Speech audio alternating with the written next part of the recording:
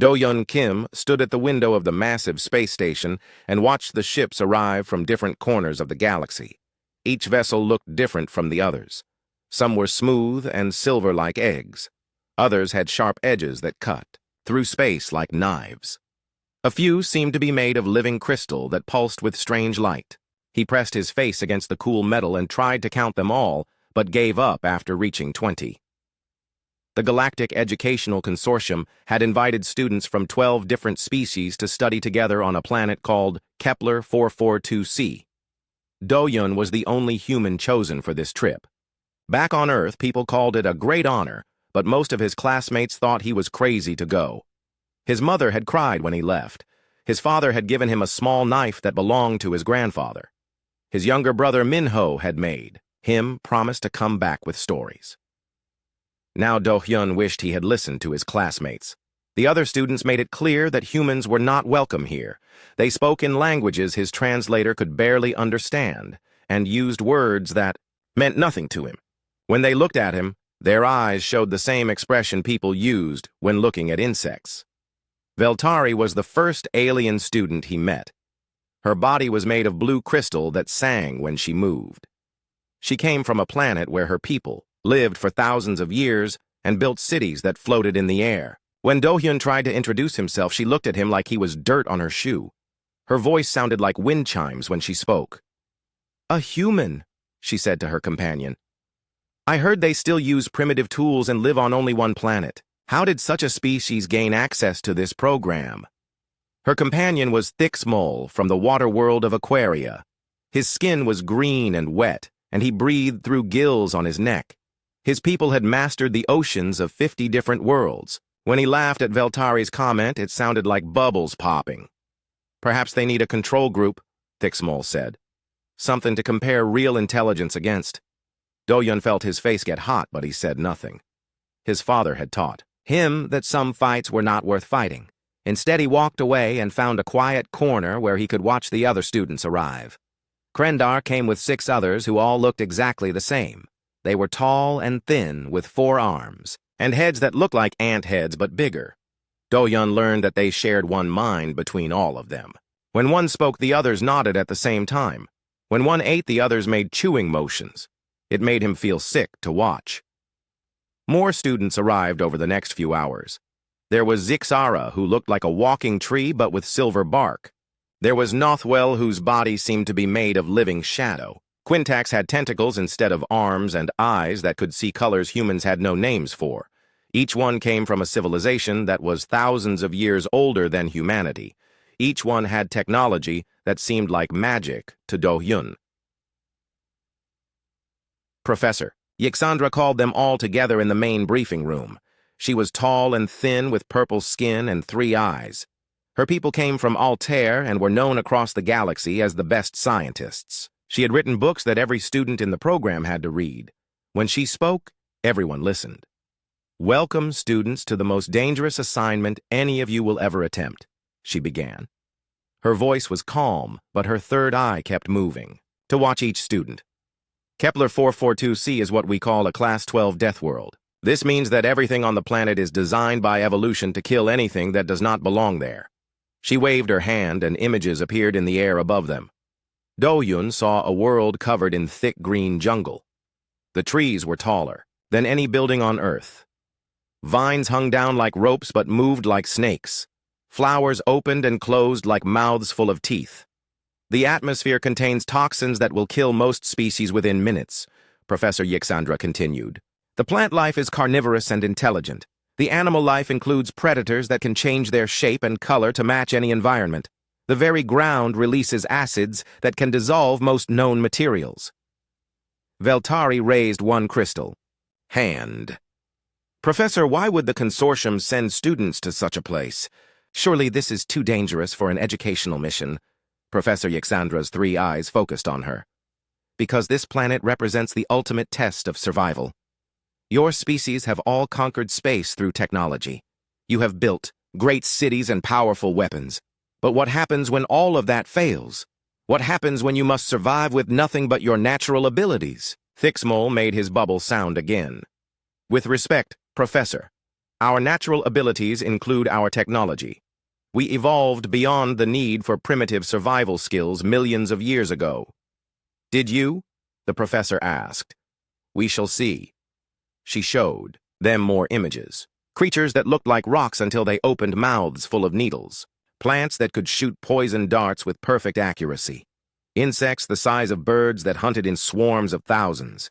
Rain that could burn through metal. Ground that could swallow a person whole. You will spend 72 hours on the surface, she said.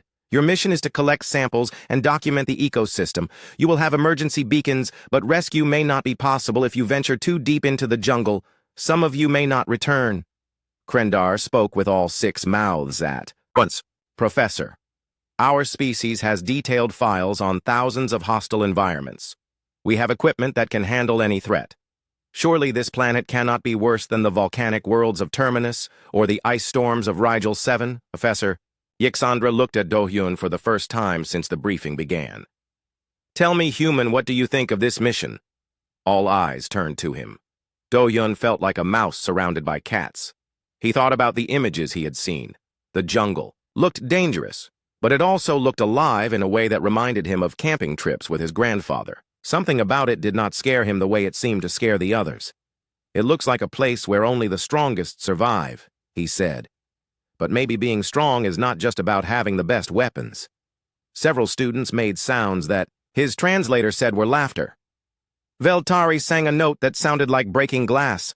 Thick Smole shook his head so hard that water flew from his gills. The human thinks strength is about muscles and primitive tools, Veltari said. How amusing. Professor Yixandra held up one hand for silence. Strength comes in many forms. Some species survive through intelligence, others through adaptation, still others through cooperation.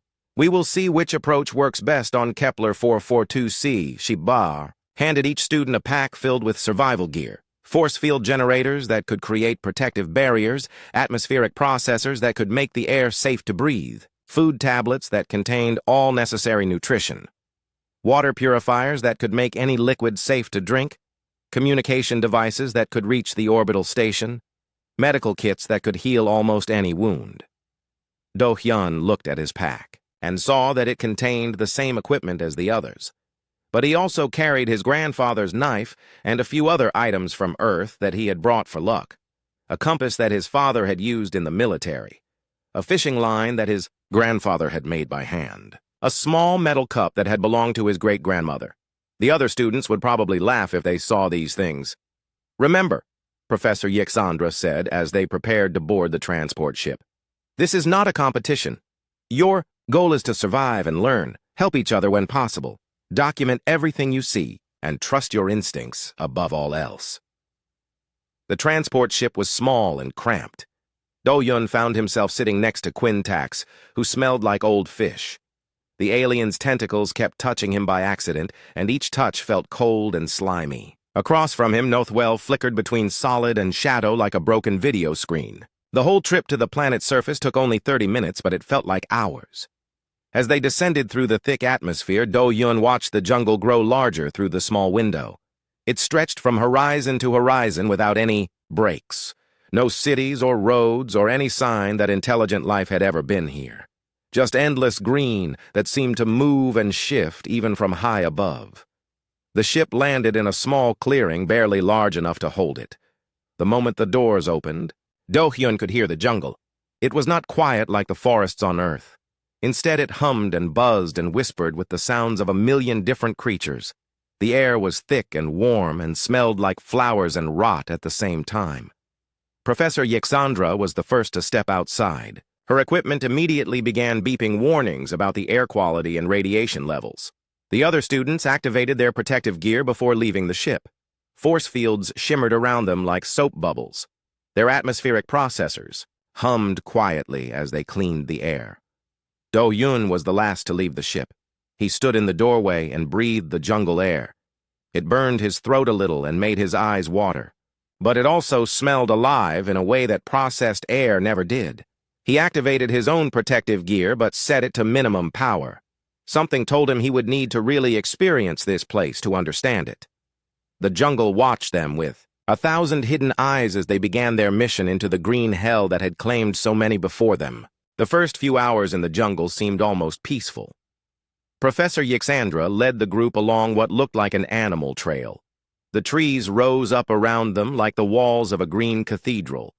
Sunlight filtered down through the leaves in golden beams that danced when the wind blew. Birds called to each other from branches so high they could not be seen. Insects buzzed and hummed in a constant background song. Veltari collected samples of crystalline formations that grew on some of the trees. Her scanner showed that they contained minerals not found anywhere else in the galaxy. Thicksmol found pools of water that seemed to glow with their own light. His equipment detected microorganisms that appeared to be part plant and part animal. Krendar mapped the area using sensors that could see through the thick canopy. Their shared mind allowed them to process information faster than any individual could. Do-Yun walked at the back of the group and watched everything around him. He noticed that some flowers turned to follow their movement like eyes tracking prey. Vines hung down from above, but some of them swayed without any wind to move them. The ground under his feet felt soft and spongy, as if something lived beneath the surface. His grandfather had taught him to always pay attention to small details when in unknown territory. Something felt wrong here, but he could not say exactly what. The first sign of real danger came when they stopped for lunch. Quintax was examining a cluster of purple mushrooms when the ground beneath her feet suddenly gave way. She fell through what had looked like solid earth into a pit filled with writhing tentacles. Her screams cut through the jungle noise like a knife. The tentacles wrapped around her legs and began pulling her deeper into the hole. Professor Yxandra immediately activated an emergency force field that created a barrier between Quintax and the tentacles. Krendar used their combined strength to pull her out of the pit, while Thicksmol treated her wounds with medical gel. The tentacles retreated into the darkness below ground, but they could still hear them moving down there. Waiting. The ground. "Here is not what it appears to be," Professor Yxandra warned them. "Stay close together and test each step before putting your full weight down." They continued deeper into the jungle, but now everyone moved more carefully. The trail became harder to follow as vines and branches seemed to grow across it when they were not looking. Nuthwell reported that her shadow form was being affected by something in the air. Parts of her body kept becoming solid when she did not want them to. Zixara found that her bark was changing color from silver to green, as if the jungle was trying to camouflage her. The attack came without warning. One moment they were walking through a grove of flowering trees, and the next moment the flowers were shooting needles at them. The needles moved too fast to see, but they made a whistling sound as they flew through the air. Several hit the force fields around the students and dissolved them like acid. Everyone scattered for cover behind the larger trees. The flowers continued shooting for several minutes before finally stopping. When the group gathered again, they found that Zixara had been hit in the arm. The needle had gone right through her bark and into the wood beneath. Black liquid oozed from the wound, and her arm began to wither like a dying branch. Professor Yxandra used an advanced medical device to remove the needle and treat the wound, but the black liquid had already spread through Zixara's arm. Her natural healing abilities seemed to be working against her as the poison used them to spread faster through her system. "The toxin is designed to target plant-based life forms," the professor said. "I can slow its progress, but I cannot stop it completely. We need to get back to the ship for proper treatment." But when they tried to retrace their steps, they found that the trail had disappeared. Where there had been clear path before, there were now only thick walls of thorny vines. The trees seemed to have moved closer together when no one was watching. Branches hung down to block their way like arms reaching out to grab them. Thicksmol tried to use his communication device to contact the ship, but got only static in response. The signal was being blocked by something in the jungle itself. Krendar's shared mind allowed them to process multiple solutions at once, but every escape route they found led to more dangerous areas filled with predators their sensors could barely detect. As the day wore on, the jungle became more aggressive. Rain began to fall, but it was not normal rain. Each drop burned like acid where it touched exposed skin. The students huddled under their force fields, but the rain seemed to make the shields work harder to maintain their protection. Warning lights began flashing on several devices as power levels dropped faster than expected. The sounds around them changed, too. The bird calls became more urgent and threatening. New sounds joined the jungle chorus, deep growls that seemed to come from everywhere at once, clicking noises that moved through the trees above their heads, something large crashing through the underbrush, but always just out of sight. When night began to fall, the real horror started. Eyes appeared in the darkness around them. Dozens of pairs glowing with different colors, red and yellow and green, and some colors that had no names. They moved through the trees like floating lanterns, but never came close enough to be seen clearly. Professor Yixandra ordered the group to set up camp in a small clearing where they could watch all directions. At once, the students arranged their force field generators to create overlapping barriers of protection. Emergency lights cast harsh white circles that pushed back the darkness, but also created deep shadows where anything could hide. Do-hyun sat on the edge of the camp and listened to the night sounds. His grandfather had taught him that every creature made different noises when it was hunting versus when it was just moving around. Almost everything he could hear sounded like hunting noises. The jungle was full of predators, and they were all focused on the strange new creatures that had invaded their territory. "Human, why are you not using your full protective equipment?" Veltari asked. Her crystal body caught the emergency lights and threw rainbow patterns on the trees around them. "Your species is even more fragile than most. You should be taking every precaution." Do-hyun looked at his gear. His force field was running at minimum power. His atmospheric processor was barely working. His other equipment was mostly turned off to save battery life. The other students had everything running at maximum power, and their devices were already showing low power warnings. "I want to hear what is really happening out there," he said. "All this equipment makes too much noise. It blocks out the sounds. I need to hear." Thicksmole made his bubble laugh again. "What sounds could a human possibly hear that our advanced sensors cannot detect?" Before Do-hyun could answer, something roared in the distance. It was not like any animal sound any of them had ever heard. It started low like thunder, but rose to a shriek that made their teeth hurt. The sound seemed to come from several different directions at once, as if multiple creatures were calling to each other. The students' sensors went crazy trying to locate the source of the sound. Readings showed large life forms moving through the jungle, but the exact positions kept changing. Whatever was out there was either very fast or very good at hiding from electronic detection. "Pack hunters," Do-hyun said quietly. "They are surrounding us." Professor Yixandra checked her own readings. "How can you be certain? Our equipment shows only scattered contacts that appear and disappear." Do-hyun stood up and walked to the edge of their camp. Just outside the ring of light, he could see shapes moving between the trees. They were too big to be anything friendly and too coordinated to be individual animals acting alone. "Because they are talking to each other," he said. "Each roar tells the others where we are and what we are doing. They have been watching us all day, and now they are deciding how to attack." As if summoned by his words, the first creature stepped into the light. It looked like a cross between a bear and a lizard, but twice as large as either. Its hide was covered in scales that shifted color to match whatever was behind it. Rows of teeth filled a mouth big enough to swallow a person whole. Eyes like burning coals fixed on the group of students. More creatures appeared at the edge of the light. Some walked, on four legs and some on two. Some had fur and some had feathers and some had skin that looked like liquid metal. But they all had one thing in common. They all looked hungry. The force fields held as the creatures tested them. Claws scraped against invisible barriers. Teeth bit down on energy that sparked and crackled. Acid spit dissolved the ground around the camp, but could not penetrate the protective shields. But Do-hyun could see the power readings on everyone's equipment. The constant attacks were draining their batteries faster than expected. At this rate, the shields would fail before morning. Once that happened, the students would be defenseless against creatures that had evolved to kill anything that entered their territory. Professor Yixandra began sending emergency signals toward orbit, but the jungle canopy was too thick for the signal to get through. Even if it did reach the ship above, there was no guarantee that rescue would be possible. The landing zone was already overrun by creatures, and more were arriving every minute. The attack intensified as more predators joined the siege. The first student died before dawn. Zixara's body simply stopped working as the black poison reached her core. Her silver bark cracked and fell away like broken pottery.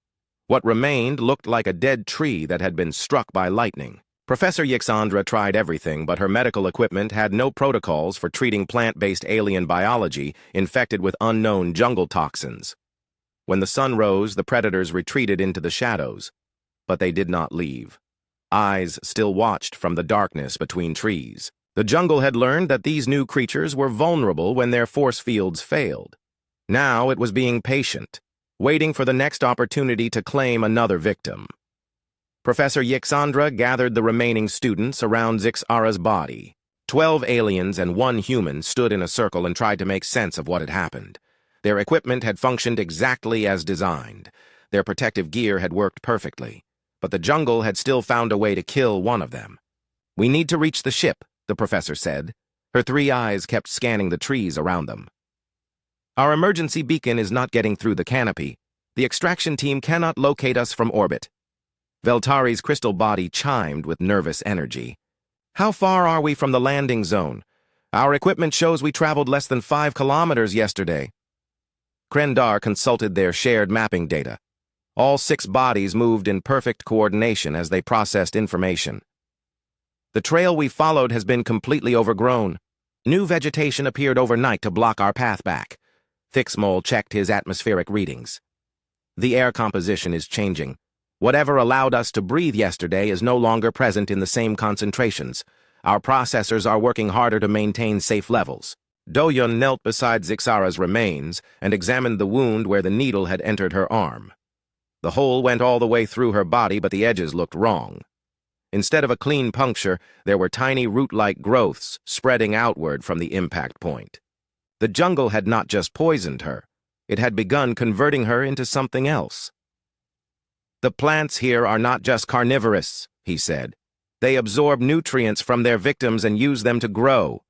Zixara's body is already being integrated into the local ecosystem." Professor Yixandra used her scanner to confirm what Do-hyun had observed. "Remarkable. The injection site shows evidence of rapid botanical integration. Her cellular structure is being repurposed to support plant growth, as if responding to..." Their discussion, the ground around Zixara's body began to change. Green shoots pushed up through the soil. Vines started growing from her remains and reaching toward the other students. The jungle was using her death to learn more about the alien visitors. The group quickly moved away from the spreading vegetation. But everywhere they went, the jungle seemed to be watching and learning. Flowers turned to track their movement. Vines shifted position when they were not looking directly at them. Even the trees appeared to lean closer together to block their passage. They tried to force their way through the undergrowth, using energy weapons to cut through the barriers. But every plant they destroyed was immediately replaced by 2 more. The jungle's growth rate was beyond anything they had encountered before. It could rebuild damaged areas faster than they could create new paths. By midday, they were completely lost. Their navigation equipment showed them moving in circles even when they were certain they were walking in straight lines. The jungle was somehow interfering with their instruments or changing the landscape around them as they moved. That was when the second attack came. Nuthwell was scouting ahead in her shadow form when something grabbed her from inside a tree. Her screams echoed through the jungle as she was pulled into the trunk itself. The tree had appeared solid, but somehow opened to swallow her like a mouth. The other students rushed to help, but found only smooth bark where she had disappeared. Their sensors detected no hollow spaces inside the tree, no sign that Nothwell had ever been there, except for her screams which continued to echo from somewhere deep inside the wood. Professor Yixandra tried cutting into the tree with an energy blade, but the trunk healed itself faster than she could cut. The screams grew fainter and finally stopped altogether. When they finally gave up trying to rescue her, the tree released a sweet smell like flowers blooming. Something that had once been Nothwell was being digested inside the living wood. "How is this possible?" Veltari demanded. Her crystal body was flashing different colors as her stress levels increased. "Trees do not eat living creatures.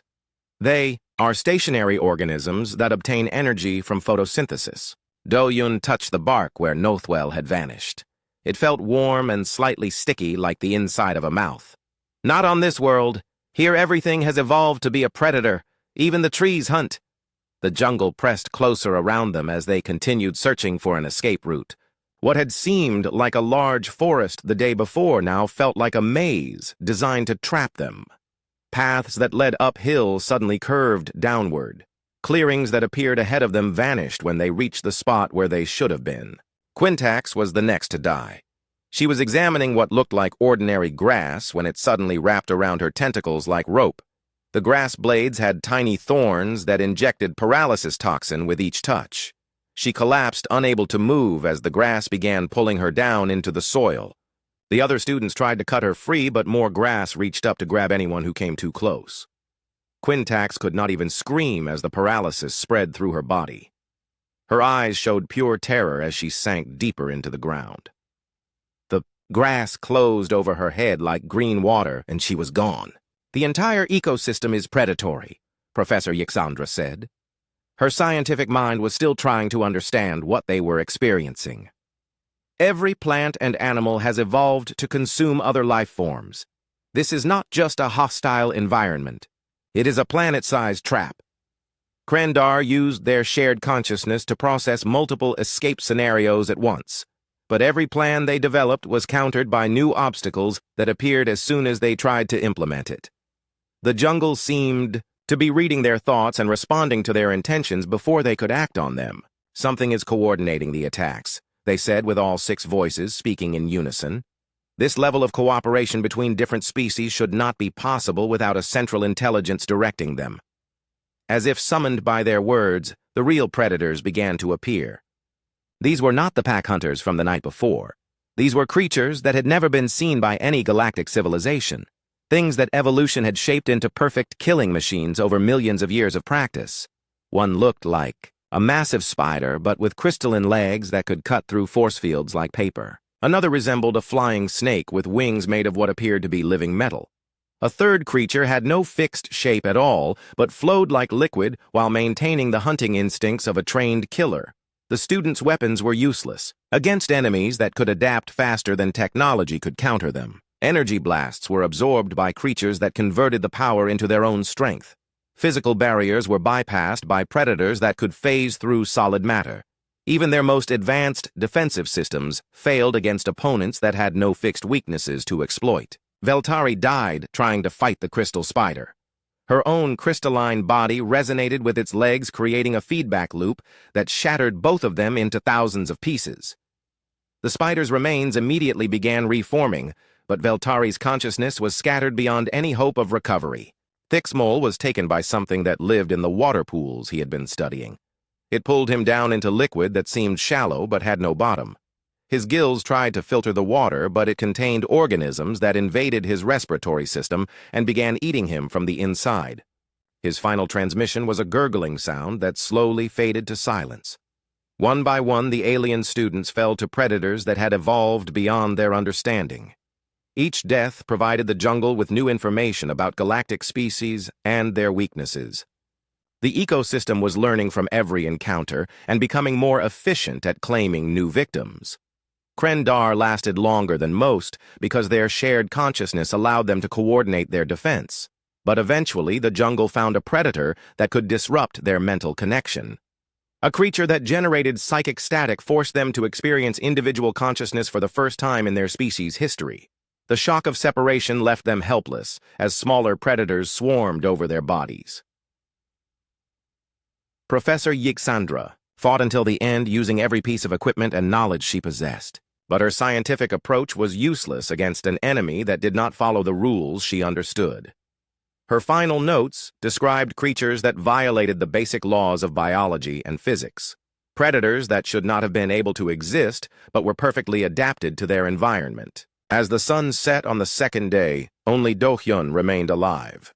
He sat in the center of what had been their camp and listened to the jungle settling into its evening routine. 12 bodies had been claimed by the Green Hell. 12 advanced civilizations had been proven inadequate against raw evolutionary pressure. Do-hyun woke on the third morning still alive and could not understand why. Every piece of equipment from the other students lay scattered around the camp like broken toys. Force field generators had been cracked open by claws and teeth. Weapons had been dissolved by acid spit. Medical kits had been torn apart by creatures looking for anything useful inside them, but the human sat untouched in the center of destruction. Predators had circled him all night, but none had attacked. Eyes had watched him from the darkness, but no teeth had closed around his throat. Something about him confused the jungle's killing instincts. He stood up slowly and felt how the morning air moved through the trees. His grandfather had taught him that every living place had its own rhythm like a heartbeat. Cities pulsed with the movement of people and machines. Forests breathed with the cycles of day and night. This jungle had a rhythm too, but it was more complex than anything he had experienced before. The morning sounds were different from the hunting calls of the night. Birds sang to mark their territory and warn others away from their nests. Insects buzzed as they collected nectar from flowers that only opened in sunlight. Somewhere in the distance, water trickled over rocks in a stream that might be safe to drink from. Do-hyun picked up his small pack and began walking toward the sound of water. He moved slowly and stopped often to listen. Each step was placed carefully, after testing the ground for hidden pits or waiting tentacles. His grandfather had always said that patience was the most important tool any hunter could carry. The stream was real, and the water looked clean. But he did not drink immediately. Instead, he watched the animals that came to the water's edge, small creatures like mice, but with scales instead of fur. They sniffed the water carefully before drinking. When nothing happened to them after several minutes, Do-hyun cupped his hands and took a small sip. The water tasted strange, but did not burn his throat like the air had when he first arrived. His body was adapting to this world faster than he had expected. Human evolution had prepared his species for many different environments. Maybe that flexibility was what kept him alive when the other students died. A sound behind him made him turn around. Something large was moving through the undergrowth but trying to stay hidden. He could not see it clearly, but he could track its movement by the way plants bent and straightened as it passed. Whatever it was had been following him since he left the camp. Do-hyun did not run. Running would mark him as prey and invite an attack. Instead, he continued drinking from the stream while keeping track of his stalker's position. When he was finished, he stood up slowly and began walking along the bank looking for a place to cross safely. The creature followed at a distance. Sometimes he caught glimpses of black fur and yellow eyes. Sometimes he saw paws the size of dinner plates pressing into the soft ground. It was definitely a predator, and definitely large enough to kill him easily. But it was not attacking. It was studying him. On the far side of the stream, Do-hyun found fruit trees. The fruits were strange colors and shapes, but birds were eating them without dying. He picked one carefully and took a small bite. It tasted sweet and made his mouth tingle, but did not poison him. His grandfather had taught him that most things birds could eat were safe for humans too. As he ate the fruit, his stalker moved closer. Now he could see it clearly for the first time. It looked like a panther, but twice as large as any cat from Earth.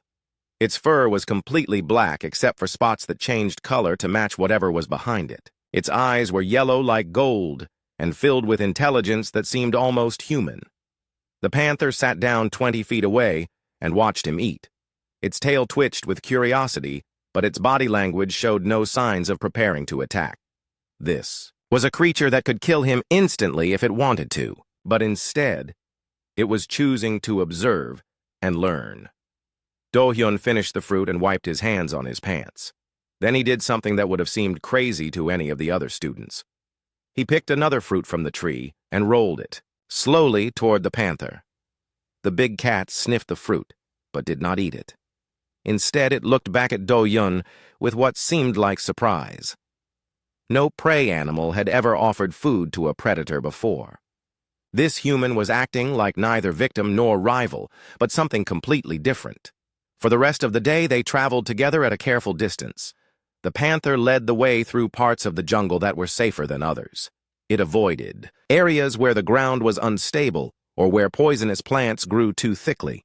Sometimes it would stop and growl softly to warn Do-hyun about dangers he could not see.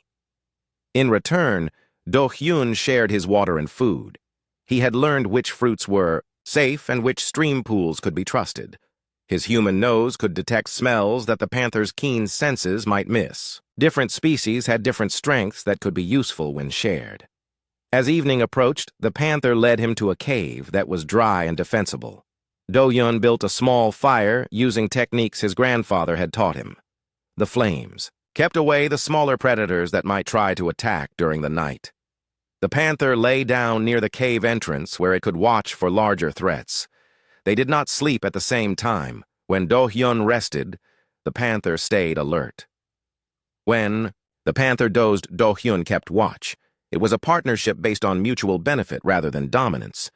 Each provided something the other needed to survive. On the fourth day, Do-hyun noticed that the Panther had a wound on its left front paw. The pad was torn and infected from stepping on something sharp. It was trying to hide the injury, but he could see how it favored that leg when walking. That evening, he used water from his metal cup to clean the wound. The Panther growled but did not pull away.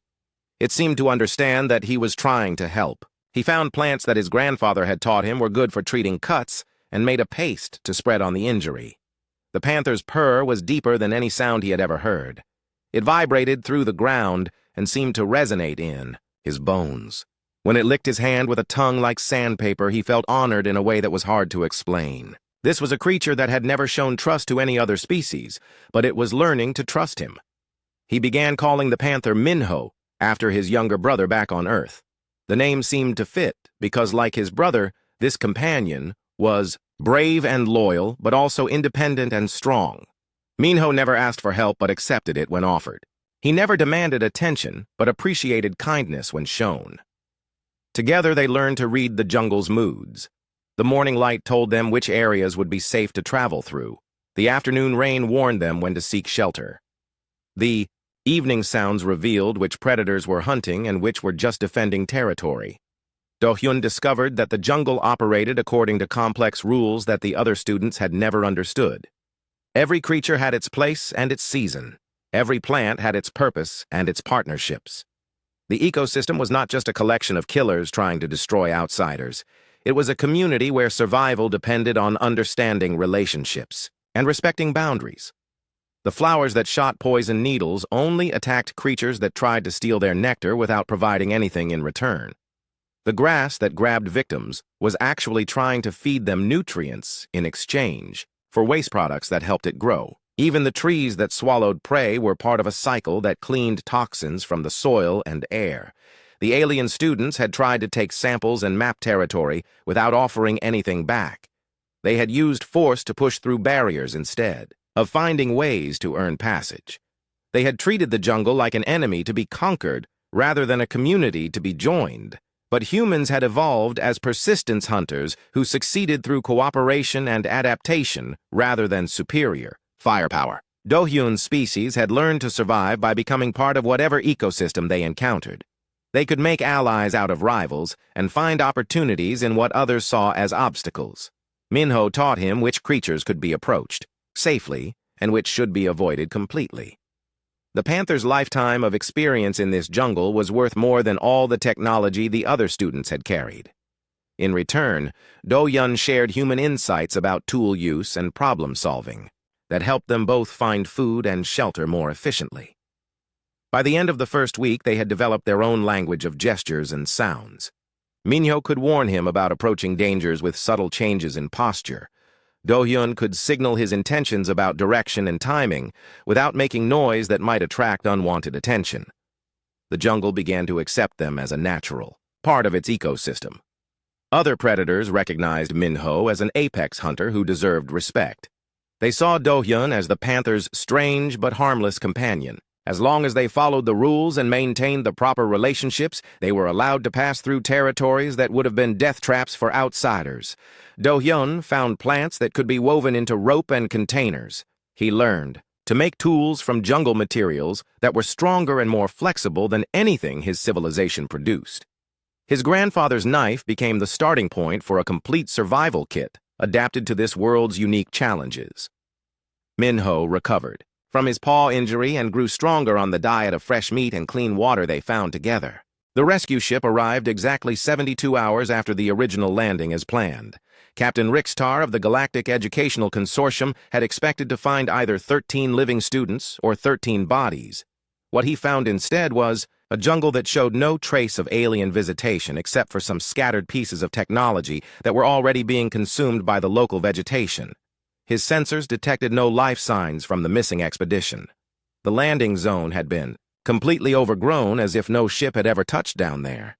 Trees that should have taken decades to grow had somehow reached full size in just 3 days. The jungle had erased all evidence of the students' presence with disturbing efficiency. Captain Rixtar prepared to file a report listing all 13 students as deceased. The Class 12 Deathworld had claimed another group of victims, as so many had predicted it would. He was about to order his ship to depart when something impossible happened. A figure emerged from the tree line carrying a large pack and walking beside what appeared to be one of the planet's apex predators. The figure was bipedal and wore the remains of a consortium expedition suit. The predator was a massive feline that moved with the fluid grace of a creature perfectly adapted to its environment. Consortium vessel. "This is Do-Hyun Kim requesting permission to come aboard," the figure said into a communication device that crackled with static. "I have completed the 72-hour survival mission and am ready for extraction." Captain Rixtar stared at his view screen in disbelief. A human student had not only survived 3 days on Kepler 442c, but was calmly requesting pickup as if nothing unusual had happened. The predator beside him sat patiently while he spoke, as if it were a trained companion animal. "Student Kim, report your status and the location of your fellow expedition members," the captain responded. There was a long pause before Do-Hyun answered. "I am in good health and have gathered extensive data on the local ecosystem. The other students were claimed by the jungle within the first 48 hours. I am the sole survivor of the expedition." The rescue team prepared to beam Do-Hyun aboard immediately, but he insisted on walking to the landing zone with his companion. He said he needed to gather his equipment and make proper farewells. The predator followed him like a loyal pet despite being large enough to bite his head off with a single snap of its jaws. When the shuttle landed, Do-Hyun was waiting with a pack full of specimens and a detailed journal of everything he had observed. The Panther sat beside him and watched the alien rescue team with calm yellow eyes. It showed no aggression toward the newcomers, but also made it clear that it would defend the human if necessary. "This creature has been my partner for the past week," Do-Hyun explained to the shocked rescue team. "His name is Minho, and he knows this jungle better than any technology ever could. Without his guidance, I would have died on the first night." The rescue team leader was a Zentaurian named Hixpol, who had seen many strange things during his career. But he had never encountered a human who claimed partnership with a Class 12 apex predator. Such creatures were supposed to be untrainable and hostile to all other life forms. "Student Kim, we cannot transport a dangerous predator aboard our vessel," Hixpol said. "Please step away from the creature so we can proceed with extraction." Do-Hyun shook his head and placed one hand on Minho's massive head. The Panther leaned into the touch and purred loud enough to vibrate the ground beneath their feet. "Minho is not dangerous unless threatened," Do-Hyun said. "He has saved my life multiple times and taught me how to survive in this environment. I will not abandon him after everything we have been through together." The standoff lasted for several minutes while the rescue team tried to decide how to handle the situation. Finally, Captain Rixtar himself came down to the surface to assess the unprecedented circumstances. He had dealt with many survival situations, but never one involving interspecies cooperation on a death world. "Student Kim, explain how you managed to survive when 12 other students with superior technology failed," the captain said. Do-Hyun opened his pack and began showing them what he had collected. Fruits from dozens of different plants that he had learned were safe to eat. Water purification tablets made from ground minerals he had found near underground springs. Rope woven from vines that was stronger than synthetic materials. Tools carved from wood and stone that were perfectly adapted to jungle conditions. "The other students tried to impose their will on this environment," he explained. "They used force to push through barriers and technology to shield themselves from natural processes. But this jungle has evolved to defeat exactly those strategies.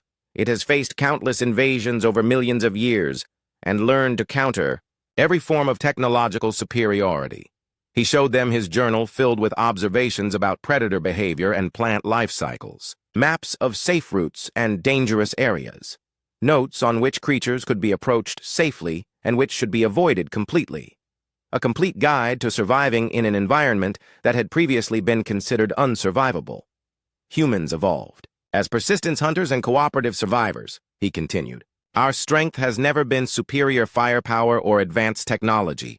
Our strength is adaptation and the ability to form alliances with other species. Minho and I succeeded because we learned to work with the jungle instead of fighting against it. Captain Rixtar examined the specimens and data with growing amazement. In just 1 week, this human student had gathered more useful information about Kepler 442c than all previous scientific expeditions combined. His approach had yielded results that decades of technological analysis had failed to achieve. "What about your companion?" the captain asked. "How do we know this predator will not attack other crew members?" As if understanding the question, Minho stood up and walked slowly to each member of the rescue team. He sniffed them carefully but made no aggressive moves. When he returned to Do-hyun's side, he sat down and began grooming his paw as if the aliens were no more threatening than insects. "He understands that you are my pack now," Do-hyun said. "As long as you do not threaten me, he will consider you allies." Minho is intelligent enough to recognize friend from foe and disciplined enough to control his hunting instincts when necessary. The debate continued for another hour while various officials were consulted by subspace communication. Finally, a decision was reached at the highest levels of the consortium. The human student and his unprecedented companion would be transported to the orbital research station for extensive debriefing and study. Special accommodations were made for Minho, including a large cargo bay that was converted into a temporary habitat. Do-hyun insisted on staying with the Panther during the journey to help him adjust to the artificial environment. The big cat explored his new surroundings with curiosity, but showed no signs of distress as long as his human partner remained nearby. The debriefing sessions lasted for days, as scientists from across the galaxy tried to understand what had happened on Kepler 442c. Do-hyun's survival story challenged fundamental assumptions about technological superiority and species hierarchy. His partnership with Minho demonstrated possibilities for interspecies cooperation that had never been documented before. Professor Yixandra's final transmission had described creatures that violated known laws of biology and physics, but Do-hyun's observations showed that these anomalies were actually sophisticated evolutionary adaptations. The jungle's apparent intelligence was really the result of millions of years of natural selection, creating perfect coordination between different species. The fruits he had collected contained compounds that could revolutionize medicine and nutrition across the galaxy.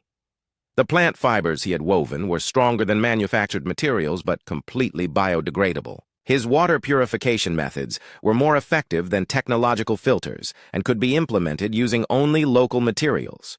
Most importantly, his survival techniques proved that Class 12 deathworlds were not necessarily unsurvivable. With the right approach and sufficient adaptation time, such environments could become valuable resources rather than forbidden zones. Humans might be the key to unlocking planets that had been written off as too dangerous for colonization. Thais, Galactic Educational Consortium offered Do-hyun a permanent research position studying human survival capabilities. The Xenobiology Institute wanted to hire him as a consultant on interspecies communication. Even the military was interested in his methods for forming alliances with hostile life forms. But Do-hyun had only one request. He wanted to return to Kepler 442c with proper equipment and a small research team. He believed the jungle had much more to teach, and Minho could guide other humans safely through areas that would kill members of any other species.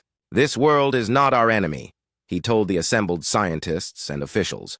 "It is a teacher that can show us new ways to survive and thrive in environments we never thought possible. But we must approach it with respect and humility rather than arrogance and force."